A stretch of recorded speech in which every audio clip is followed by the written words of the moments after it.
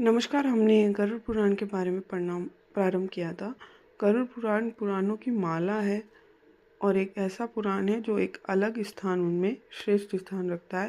ये विष्णु जी द्वारा उनके मुख से निकला था, तो यह उच्च कोटि के पुराणों में गिना जाता है।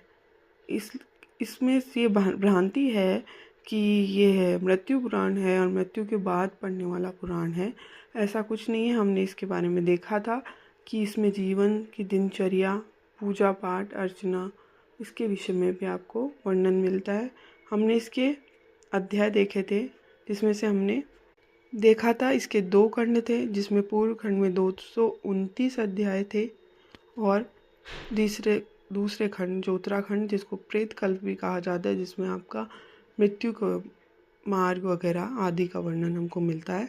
ये सामान्य 35 अध्यायों का खंड है। अब हमने पूर्व खंड में देखे थे अध्याय, वो देखते हैं कौन कौन से देखे थे। पूर्व खंड में हमने प्रथम पुराणोक्रम, द्वितीय से 6 जो है सृष्टि तत्व का वर्णन देखा है। ये हमने पूरा वर्णन देखा। उसके बाद हमने देखा सूर्य आदि पूजा की विधि। हम 7वें अध्याय में देखे थे हमने सूर्य आदि पूजा की विधि। अब हम इसके 7 से 8वें में, अब हम इसके आगे वाला अध्याय देखेंगे। इसकी दीक्षा विधि जो दी जाती है उसको देखेंगे कि इसमें क्या क्या था। प्रथम विष्णु, द्वितीय अध्याय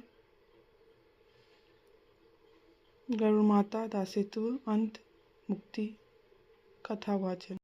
तृतीय अध्याय गरुड़ पुराण की विषय वस्तु का संक्षिप्त वर्णन। चतुर्थ रुद्र द्वारा प्रश्न किए जाने पर हरि द्वारा सृष्टि का वर्णन। सृष्टि वर्णन,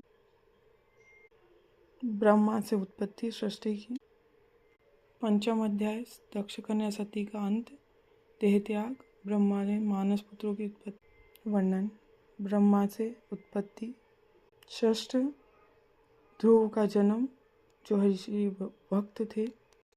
7वां अध्याय सूर्य पूजा वर्णन। अष्टम अध्याय विष्णु की अर्चना हेतु मंडल का अंकन करना। इस प्रकार हम अब 9वां अध्याय देखेंगे। 9वें अध्याय में दीक्षा पद्धति इसमें होता है गुरु के पास जाना, उससे गुरु मंत्र ग्रहण करना। बिना गुरु के मंत्र को ग्रहण किए कोई भी पूजा अर्चना सफल नहीं होती।